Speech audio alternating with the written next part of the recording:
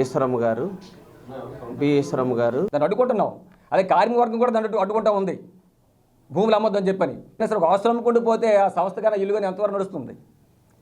ముఖ్యంగా రేపు steel plant అఖిలపక్ష ట్రేడ్ యూనియన్ల మహాపాదయాత్ర జరుగుతుంది.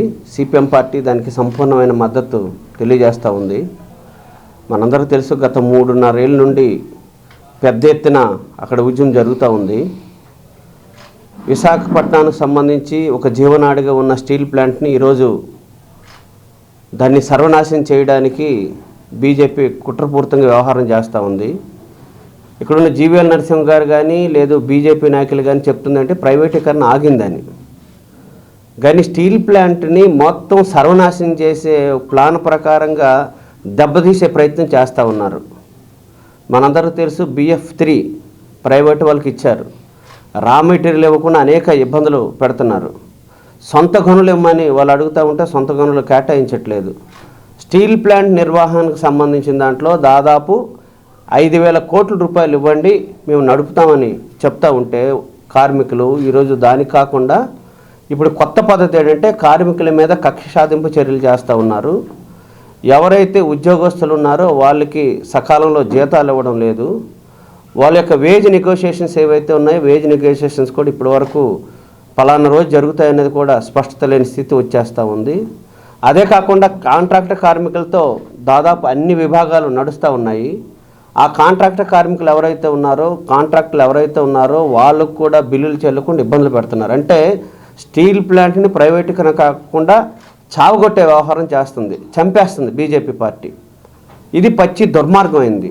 ఇంత జరుగుతూ ఉంటే ఇటు వైఎస్ఆర్ రాష్ట్రంలో మొట్టమొదటి చెప్పింది మేము దాన్ని రక్షిస్తాం, దాన్ని పరిరక్షిస్తామని చెప్పారు. ఈరోజు దాని గురించి మాట్లాడుతున్న సందర్భం లేదు. ఎన్నికల సందర్భంగా కూడా విశాఖపట్నానికి ప్రయారిటీ స్టీల్ ప్లాంటు దాదాపు 1,00,000 మందికి ఇది ఉపయోగపడేది, జీవనాధారంగా ఉంది, దీన్ని ఏదో రకంగా కాపాడుతారని ఎక్కడ కూడా మాట్లాడుతున్న సందర్భం లేదు.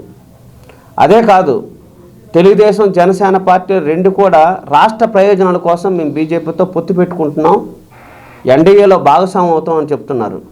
మరి విశాఖపట్నంలో స్టీల్ ప్లాంటు ప్రైవేటీకరణ జరుగుతూ ఉంటే 1,00,000 మందికి ఉపాధి కోల్పోతూ ఉంటే ఎట్లా కలుస్తారని మేము అడగదలుచుకున్నాం. అంటే ఈ పొత్తులు రాష్ట్ర ప్రయోజనాల గురించి కాదా? ఇటు వైఎస్ఆర్సీపీ కానీ ఇటు జనసేన తెలుగుదేశం పార్టీ కానీ రాష్ట్ర ప్రయోజనాల కోసం ఈ పార్టీలు లేవా అని మేము అడగదలుచుకున్నాం. ఎందుకోసం పొత్తు పెట్టుకుంటున్నారు? విశాఖపట్నానికి స్టీల్ ప్లాంట్ రక్షిస్తామనా, లేదు రైల్వే జోన్ ఇస్తామని చెప్పా, లేదు ప్రత్యేక విభజన చట్టం ఏదైతుందో ఉత్తరాంధ్రకు సంబంధించిన దాంట్లో ప్యాకేజీకి సంబంధించింది ఏమైనా చెప్పారన్నా? ఏమీ లేకుండా విశాఖపట్నానికి ఆంధ్ర రాష్ట్రానికి అన్యాయం చేసే పద్ధతిలో వ్యవహారం చేస్తున్నారు. అందుగురించే రేపు జరగబోయే మహాపాదయాత్ర మరొకసారి స్టీల్ ప్లాంట్ ఎజెండాని ముందుకు తీసుకొచ్చేదానికి కార్మిక వర్గం ముందుకు వస్తుంది. కాబట్టి సిపిఎం పార్టీ సంపూర్ణంగా మద్దతు తెలియజేస్తూ ఉంది. ఆ రకంగానే మా శ్రేణులకి మా ట్రేడ్ యూనియన్ సభ్యులకి వీళ్ళందరికీ భాగస్వామ్యం అవ్వాలని కోరుతా ఉన్నాం.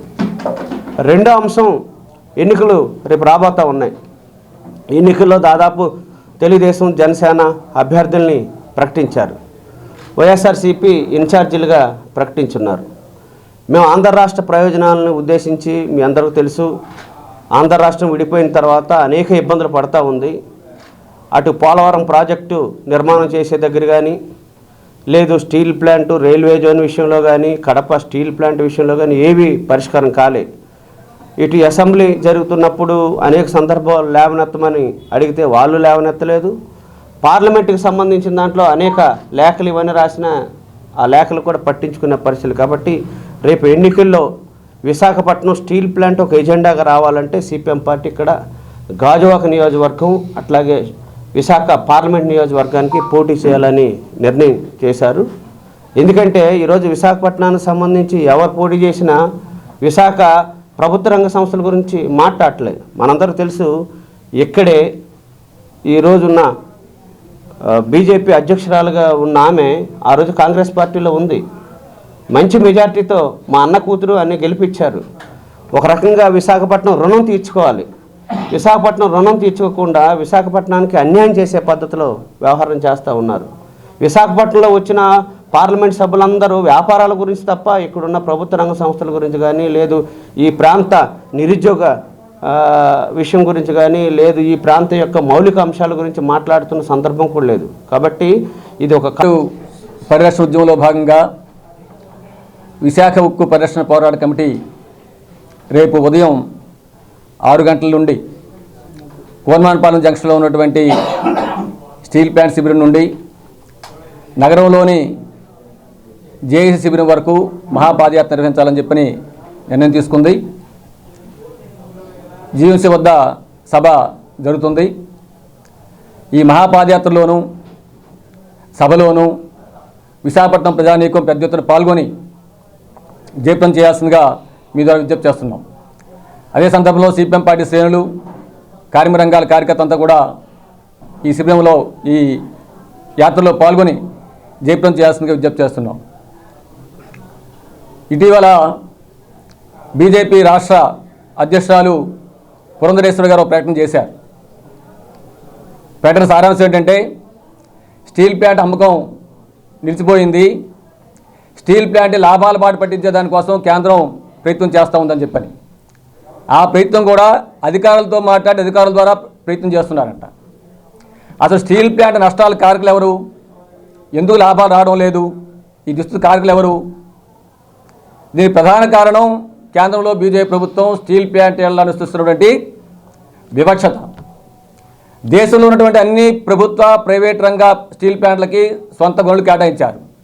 వైజాగ్ స్టీల్ ప్లాంట్ మాత్రం సొంత గనులు కేటాయించట్లేదు. అలాగే స్టీల్ ప్లాంట్ వర్కింగ్ క్యాపిటల్ కావాలి. ఎంత కావాలి? కేవలం 5,000 కోట్ల రూపాయల వర్కింగ్ క్యాపిటల్ కావాలి స్టీల్ ప్లాంట్కి నడవడం కోసం. దేశంలో అదానీ, అంబానీ వంటి కార్పొరేట్ శక్తులకి గత సంవత్సరం 14 లక్షల కోట్ల రూపాయల రాయితీలు ఇచ్చారు. కానీ 1,00,000 మందికి ఉపాధి కల్పిస్తున్నటువంటి వైజాగ్ స్టీల్ ప్లాంట్కి ఎందుకు కేవలం 5,000 కోట్ల రూపాయలు ఇవ్వట్లేదు అడుగుతున్నాం మేము. మూడో అంశం, ప్లాంటు నడవడం కోసం దాదాపు 5,000 ఖాళీ పోస్టులు ఉన్నాయి. ఆ ఖాళీ పోస్టులు భర్తీ చేయడం లేదు. స్టీల్ ప్లాంట్ నిర్మాణం కోసం నిర్వాసితులు ఎవరైతే ఉపాధి కోల్పోయారో, భూములు కోల్పోయారో 8,500 మంది ఇంకా ఉద్యోగాల కోసం వెయిట్ చేస్తున్నారు. వాళ్ళకి ఆ ఉపాధి కల్పించాలనుకుంటే ప్లాంట్ ముందుకు నడిచేందుకు అవకాశం ఉంటుంది. స్టీల్ ప్లాంట్ నువ్వు రాయితీలు ఇవ్వవు, సొంత గనులు ఇవ్వవు, ఉద్యోగాలకు భర్తీ చేయవు, ర్యాక్స్ ఇవ్వవు, బ్యాంకులకు రుణాలు రానివ్వవు. ఈ విధంగా అన్ని రూపాల్లో కేంద్రంలో మోడీ ప్రభుత్వం స్టీల్ ప్లాంట్ దిగ్బంధం చేసి అధికారుల ద్వారా మేము లాభాలు పట్టిస్తామని చెప్పారంటే ఎవరు నమ్ముతారండి ఇది? మొన్నటి వరకు జీవీఎల్ గారు, బీజేపీ ఎంపీ జీవీఎల్ గారు ఇదే పాట పాడేవారు.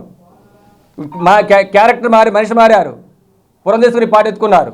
మీరు మనిషి మారారు గారు, పాట మారలేదు. మీరు మాట్లాడితే పాట మారాలని చెప్పినట్టే మీరు మీ ప్రభుత్వమే కాబట్టి, మీ ప్రధానమంత్రి కాబట్టి మోడీ గారి మీద ఒత్తిడి తీసుకొచ్చి మీకు ఏమన్నా చిత్తశుద్ధి ఉండేలాగుంటే ఒత్తిడి తీసుకొచ్చి స్టీల్ ప్లాంట్ సొంతగా కేటాయించండి. వర్కింగ్ క్యాపిటల్ 5,000 కోట్ల వర్కింగ్ క్యాపిటల్ ఇవ్వండి. 5,000 పోస్టులు భర్తీ చేయించండి. నిర్వాసిత ఉద్యోగాలు ఇవ్వండి. స్టీల్ ప్లాంట్ ఎంప్లాయీస్కి వేతన ఒప్పందం జరిగింది, ఆ వేతన ఒప్పందాన్ని అమలు చేయండి. కాంట్రాక్ట్ కార్మికులకు జీతాలు ఇవ్వట్లేదు, జీతాలు ఇవ్వండి. ఈ విధంగా స్టీల్ ప్లాంట్ని పూర్తిస్థాయి సామర్థ్యంగా నడిపించే విధంగా అన్ని చర్యలు చేపడితే కార్మికులు ఛాలెంజ్ చేసి చెప్తున్నారు, మాకు 5,000 కోట్లు ఇవ్వండి, సొంత గనులు ఇవ్వండి, సంవత్సరంలో మీరు లాభాల పాటు పట్టిస్తామని చెప్పని ఛాలెంజ్ చేసి చెప్తున్నారు. ఆ ఛాలెంజ్ మీరు స్వీకరిస్తారా, లేదా ఇంకా మీరు మోసాన్ని చేయడం కోసం, వంచన చేయడం కోసం పూనుకుంటారని ప్రశ్నిస్తున్నాం.